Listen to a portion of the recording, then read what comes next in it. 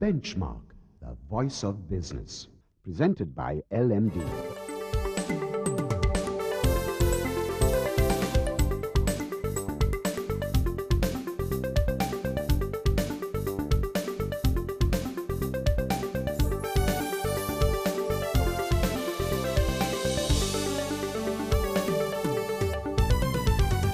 On this edition of Benchmark, the European Union is in the spotlight as we speak to the EU ambassador and head of the EU delegation in Sri Lanka, Daly.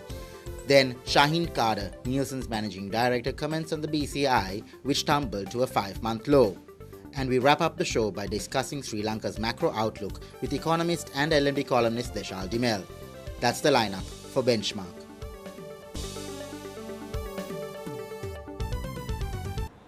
Hello and welcome to the Big Picture Business Program, Benchmark. I'm Savitri Rodrigo.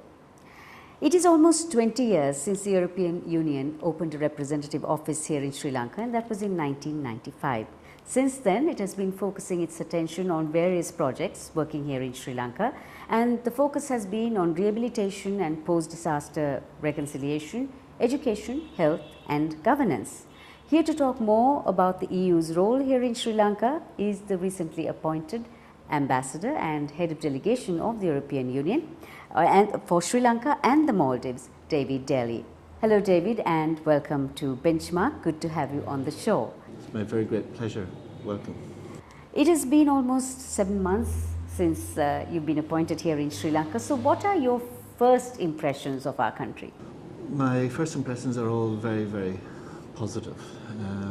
I see a developing country that is developing very rapidly, a country that has had impressive statistics, poverty levels reducing significantly, strong statistics in the health area, in the educational area. I see a country that is grappling with many difficult challenges, very difficult challenges, a country in reconstruction, coming to terms with a terrible war lasting 30 years. None of that is easy, all of that is challenging, and I see a country that is trying to do a lot of things in that direction. So this is, as well as seeing obviously a very beautiful country with extremely welcoming and friendly people. The EU is Sri Lanka's second largest trading partner. In fact, 13.8% of Sri Lanka's trading volume is with the EU. That's something like 3.57 billion euro worth of trade. Now, if that is the case, what is your assessment of the bilateral trade between our two countries? Well, our assessment is very positive. Our trade, as you say, is 3.5, 3.6 billion euro a year. This is 10 million euro a day. So yesterday 10 million, today 10 million, tomorrow 10 million. Not only is that the trade level, but we, as the European market, we take over a quarter, something like 26, 27% of all Sri Lankan exports of goods. So we're a very important market for Sri Lanka, and I am very, very pleased that despite the economic difficulties and challenges that Europe has faced in the last number of years, if you look at the trade statistics, you see that Europe has been a growing market for Sri Lankan exports. Sri Lankan exports have grown by 25% between 2009 and 2012. And that is a direction we would like to see continuing. We want to see even more trade and growing investment in both directions with Sri Lanka. So it's a very positive story, I would say. What is your opinion? What is the recession in the EU and the Eurozone actually impacting? How is it impacting Sri Lanka? Well, as I've just said, actually it has impacted Sri Lanka a lot less than it could have done. At a time in recent years when growth in Europe has been slow, to put it at its mildest, and a number of member states have been in recession, Over that period, Sri Lankan exports have been increasing. So our market has been growing for Sri Lanka. Europe this year will have a growth between 1.5% and 2%, which is not, it's not hugely dramatic, but in the context of coming out of the economic crisis that we have had, which was sparked off, let's recall, sparked off by the deepest global recession and economic crisis since the Great Depression of the 1930s. So the whole world economy came to the edge of a cliff and managed not to fall over. But that was a hugely dramatic situation. Sometimes there are things which people forget about Europe or the European Union. One of them is that the European Union is much more resilient than people give it credit for. And it has a huge economic resilience and also a political resilience. Economic resilience comes from the fact that the European Union is a huge marketplace, over 500 million people, and this marketplace is itself the most competitive economic space on the planet. What is your take on the human rights allegations that are being leveled at Sri Lanka? Well, I think there are some allegations that are made which are of such a serious nature that they demand to have a credible, independent investigation into them. And these are allegations which have been raised by the international community, as you know, through the UN system in recent years, and that continues to be the case. So there is an aspect of the issue not going away in the absence of a strong, independent, credible investigation. But these are issues which are issues that, on the one hand, they have come to the attention of the international community, and the European Union urges Sri Lanka to conduct such an independent and credible investigation. But of course, these are issues which are primarily for the citizens of this country. And some of these relate to what may or may not have happened during the war. The situation, particularly towards the end of the war, I imagine, was horrendously chaotic. But it is perhaps precisely because nobody knows exactly what happened that it makes common sense to have a strong investigation to try and clarify what did happen. In European history, as you know, we have many dark chapters in European history. We have had our wars, we have difficult processes of reconciliation and so on.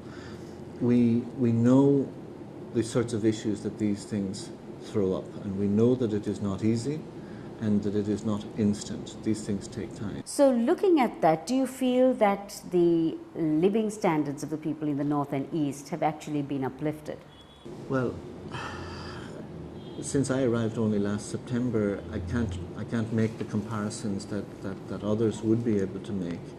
But when I have visited, I mean, I have seen that there is a huge program of development there led by the government, major infrastructure work that is helping to have an economic regeneration. It is, I think, very important work because infrastructure ought to help to attract further investment into the area. Connecting that area to the rest of the country is important also economically as well as for social reasons. There are, of course, other things that also need to happen. We live in a world of globalization where investment is extremely fluid, and in all countries, and including in Sri Lanka, it's important to cut red tape for investment. It's important to make it easier for investors to come into the country and to establish themselves. And it's important for strong Sri Lankan companies to also develop further their economic activities in the north. And I've had discussions with CEOs here in Colombo where they tell me that that's exactly the sort of thing that they're doing or they're planning to do. So that is clearly work in progress, but it's clear that progress has been made in that work. We take a short break now, and when we return, we speak with the Ambassador and Head of Delegation of the EU for Sri Lanka and the Maldives, David Daly, and he talks about the EU's current stance on immigration in the region, plus other major issues that the EU is facing at present. Stay tuned.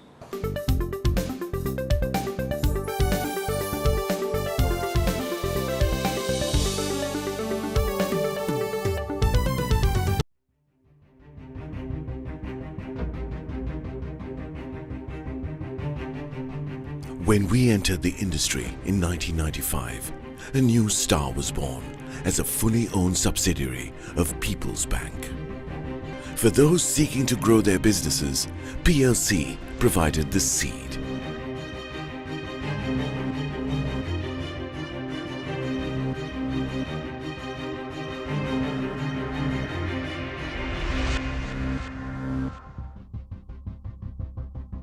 We are not only Sri Lanka's #1 leasing company, but also the largest non-banking financial institution.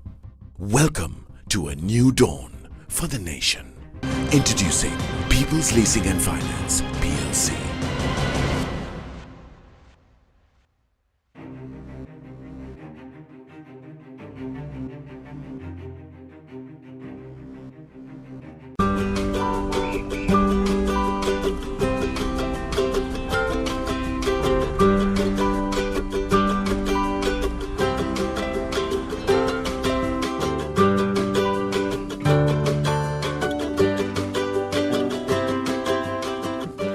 Free your mind of stress and worry with a Shanti Home Loan from HNB. Shanti Home Loans from HNB. Peace of mind with the house you have in mind.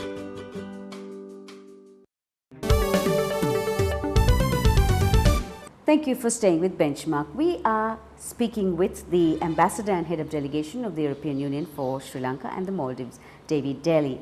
What is the EU's current stance on immigration issues in the region?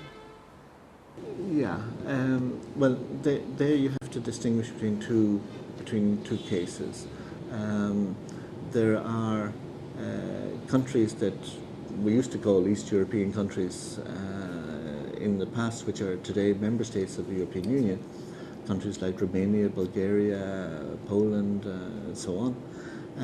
And the citizens of these countries have the right to move freely throughout the European Union. So that is an important and fundamental right of the Union, and from time to time there are voices here and there in some of the older member states, let's say, saying no, this is having an impact on jobs and so on. At one level, this is normal. I mean, I don't think there's ever been a period in the history of the European Union when there were not voices like that. On the other hand, it's simply a reminder for the rest of us to explain that this movement of people within Europe is very, very important for all of us in terms of our economic development. One of the traditional criticisms of Europe has been precisely the opposite, that our labour market isn't fluid enough and people don't move sufficiently. So obviously we have to strike a balance, but for us we consider the free movement of workers to be a fundamental part of the European Union. And what are the other major issues that the EU is facing at present? Well, the EU is firstly itself a work in progress. It's always evolving. One of the issues that has been top of the EU agenda for the last couple of years has indeed been the economic crisis and the role of the common currency, the euro, in that context. Now, dealing with that has meant taking a number of important new measures to strengthen economic policy coordination within the European Union, to strengthen the system of managing the common currency, but also strengthening the degree of economic reform, structural economic reform, that is needed to differing degrees across different member states of the European Union.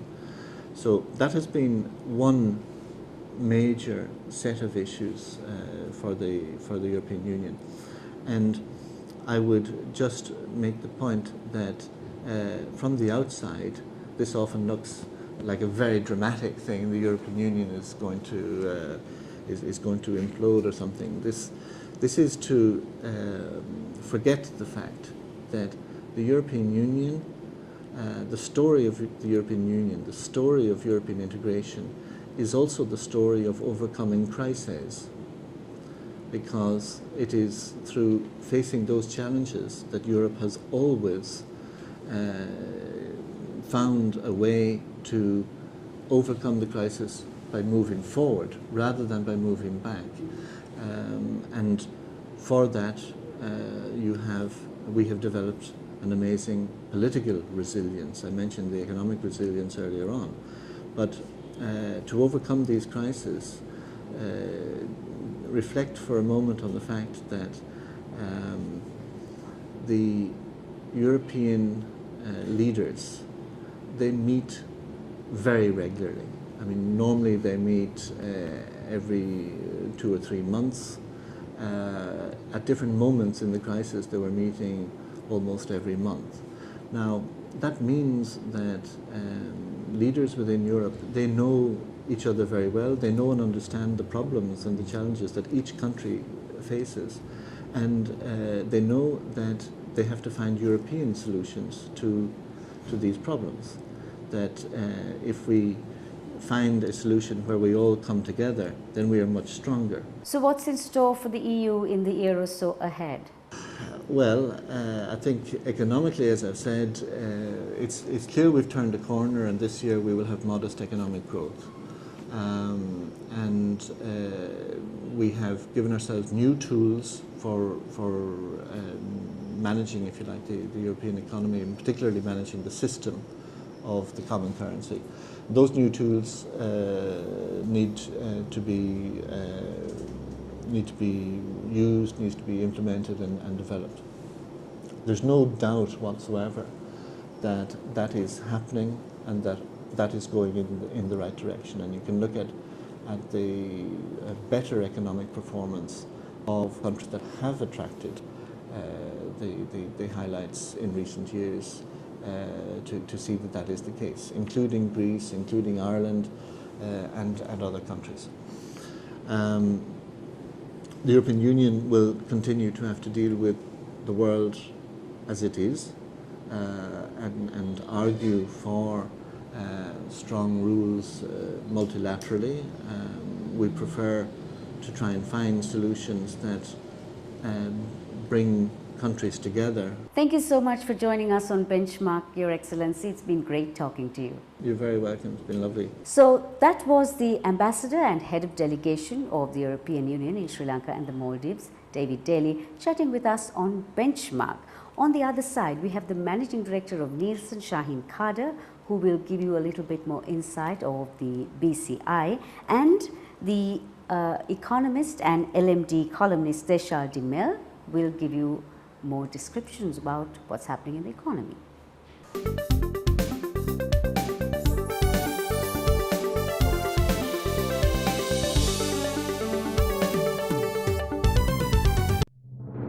Sri Lanka's #1 leasing company is now the nation's largest and highest rated finance company with 2 international ratings. Let us move the nation as one with People's Leasing and Finance PLC.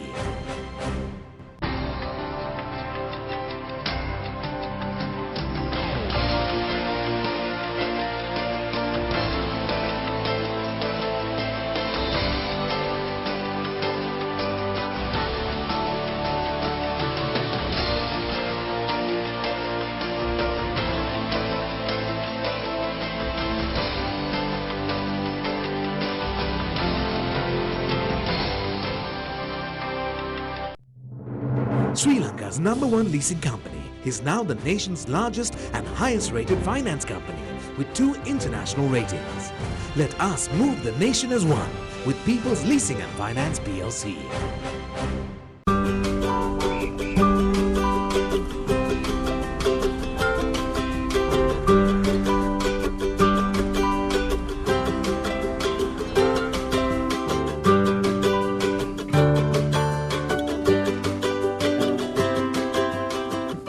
Free your mind of stress and worry with a Shanti Home Loan from HNB. Shanti Home Loans from HNB. Peace of mind with the house you have in mind.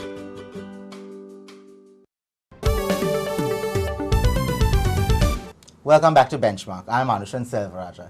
The latest business confidence index took a turn for the worse, so we wanted to find out why. So joining me right now is the managing director of Nielsen, Shaheen Cader. Shaheen, now, as I said, the latest BCI has taken quite a tumble. Now, what has led to this? I think I would say the BCI has more or less leveled off rather than actually declined.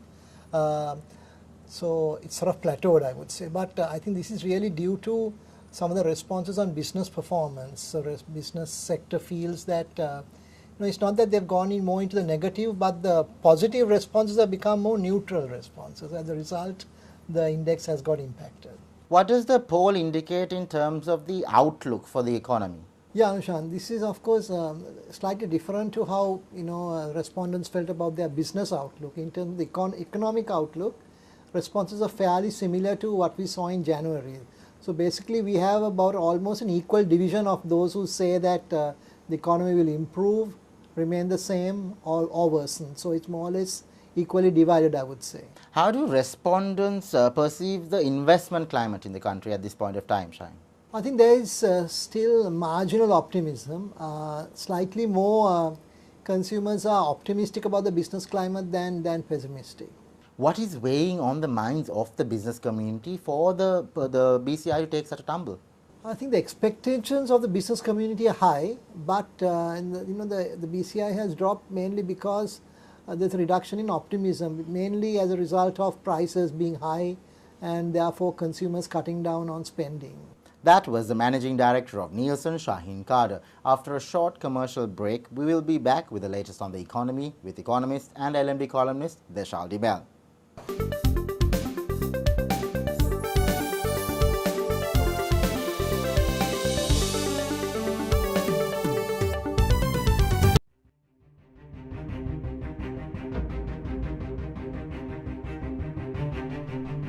When we entered the industry in 1995, a new star was born as a fully owned subsidiary of People's Bank. For those seeking to grow their businesses, PLC provided the seed.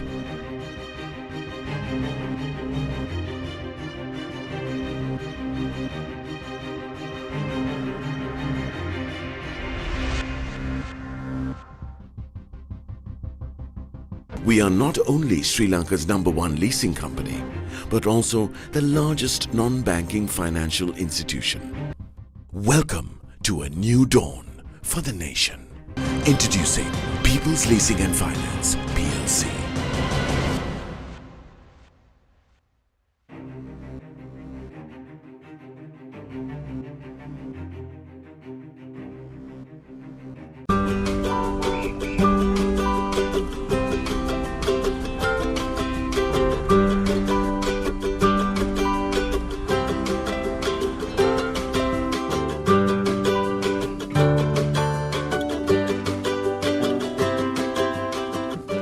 Free your mind of stress and worry with a Shanti Home Loan from HNB.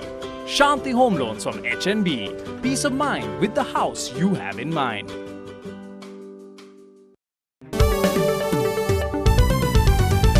Welcome back to the show. I'm Anushan Selvaraja. In this segment, we take a closer look at Sri Lanka's economy, and joining me is economist and LMD columnist Deshal de Mel. Now, Deshal, do you expect to see a further reduction in policy rates in the near future? What are the pros and cons of this? I don't feel like there'll be a further reduction in the immediate next couple of months. I think maybe the central bank will wait and see how things progress during the rest of the first half of 2014. But there are certain indications that that credit growth is still not quite increasing at the rate that is expected, and inflation has also been low within expectations. So those two aspects would be in favor of any further reductions in policy rates. But the central bank will also be wary of bringing yields down too much, which may deter foreign investment in Sri Lankan government securities. And therefore, they will try to balance these two aspects in order to try to maximize the growth outcome as a result. So I think they will be inclined to wait and see for a couple more months before making a decision. But I think in the immediate future, unlikely that there will be a further rate cut. As you mentioned on our last show, that economic activity is yet to show a major improvement despite the lower interest rate environment. Now, what are the sensitivities behind this situation? It looks like the market is taking a wait-and-see approach, both from the consumer perspective and an industrial and corporate perspective. I think there seems to be an approach where they're waiting to see whether interest rates come down further, whether there is an improvement in consumer sentiment and investment sentiment. There are a number of new developments that took place mainly in 2013 that augur quite well for the future of overall confidence and potential of the economy. Primarily looking at areas such as the Commercial Hub Act, which will hopefully encourage further investment in a number of important sectors in the economy, and also a number of new investments particularly in the leisure sector and so on, which could have a number of multiplier effects through that could trigger activity through the rest of the economy. Now, we really haven't still seen the manifestations of these kind of activities in terms of investment and in terms of consumption, and hopefully that we will really see that in a tangible manner in the coming months. And I think there are still a few question marks within the minds of consumers, both on the international aspect and also in the domestic aspects. And we'll have to wait and see. So far, it's hard to tell. It's hard to understand why there hasn't really been a robust increase in overall economic sentiment. What are your thoughts on government finances at this point of time? We have available to us official data up to September 2013, and there are pros and cons in terms of what we have seen thus far. On the positive side, we've seen a significant reduction in terms of government recurrent expenditure, supported by lower interest rates and therefore lower interest spending, and also lower expenditure in terms of transfers to state-owned enterprises in 2013. So that has helped bring down the expenditure side, and that's a positive. The negative aspect, though, has been the fact that government revenue has not been increasing at a rate that was in line with what was budgeted for 2013. So we are still waiting to see a catch-up in that, and hopefully in the fourth quarter of 2013 that did indeed come through, but that we don't have the official data as yet. What is important going forward, though, is that the government does not lose sight on their planned spending on infrastructure and on other capital expenditure, because that is really what would help trigger longer-term economic growth. So striking that balance between continuing capital expenditure and at the same time keeping a lid on your current account deficit, that would be the real emphasis that the government should be taking, and hopefully that will be the direction that will be taken. That was economist and LMD columnist Deshal de Mel. Thank you for watching Benchmark, and we hope to see you again next time.